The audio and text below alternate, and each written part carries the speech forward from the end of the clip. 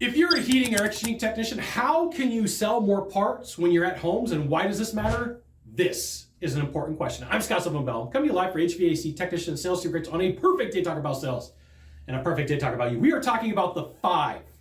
There's 5 ways for you to increase your part sales, and it really does matter. So can we start from the very beginning and say, don't make anything up? Like, you do not have to lie about parts and pieces and timelines of how long they're gonna last. Please, for the love of everything, tell the truth. Do not make things up. So let's start with number 1. Know the specifics of the part. There was a guy that I worked with, and he was a brand new technician, and he was flipping all sorts of systems.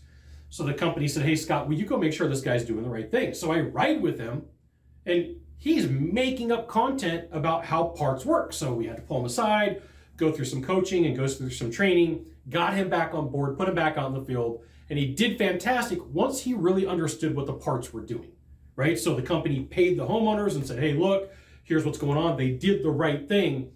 But sometimes you have to take some time to educate yourself on what a part does and how it actually works. And the way that you do that is you grab somebody who's been in the industry for a while and say, hey, I got some questions about how this 3-prong gas valve works. I've got some questions about how this contactor works. I got some questions about how to wire in a 2-stage compressor. Like, you take the time to learn. There's time that you have to invest. That time over the future really does help you out. Number 2, be able to explain what happens next sequentially. So if one part relies upon another, you have to be able to explain, if I don't change this capacitor, here's the ramifications. If I don't change this hot surface connector, here's the ramifications. If we don't deal with this blower motor or this fan motor now, here's what it's going to cause in the future. Like, what you're saying is, like, there's a chain reaction of parts. This is related to this, related to this, related to this, and you need to know it can help you or it can hurt you.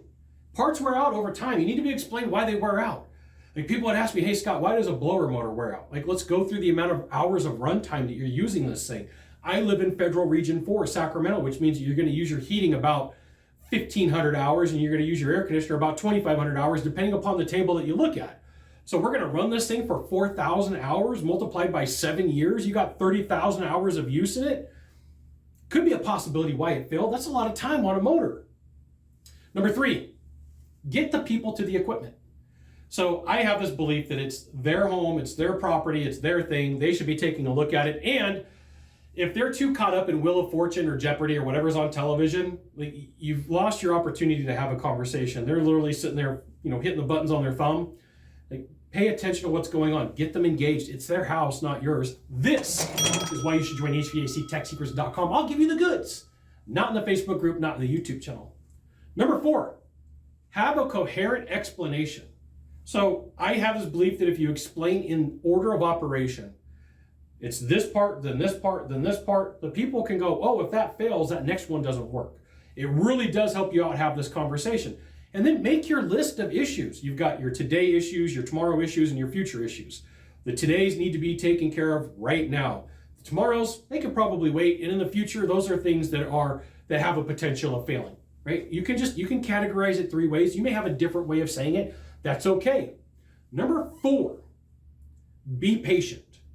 Be patient. I have lost a ton of deals by not being patient. I'm going to tell you, I'm not perfect. I make mistakes, right? In my lifetime, if I could go back and recalculate how many deals that I've lost by not being patient, or how many repairs that I lost, until somebody pulled me aside and said, Scott, you need to be a little bit more patient with people, right?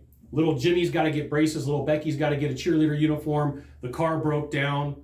They may be just close enough to not making ends meet. Like, just be patient with people and step outside if you need to.